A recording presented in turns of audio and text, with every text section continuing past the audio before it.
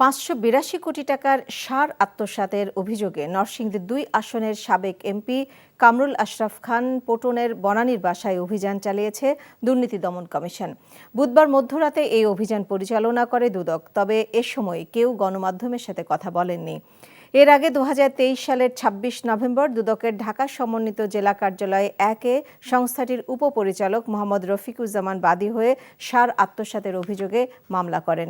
মামলার এজাহারে বলা হয়েছে, আসামিরা পরস্পর যোগ সাজশে 2021-2022 অর্থ বছরে বিদেশ থেকে ইউরিয়া সার আমদানি করলেও চুক্তির শর্ত ভঙ্গ করে সার বাফার গুদামে না দিয়ে 581,58,09,064 টাকার 71,801 টন 31 কেজি সার আত্মসাৎ করেছেন। বর্তমানে এই মামলায় পটন সহ 5 জন কারাগারে রয়েছেন।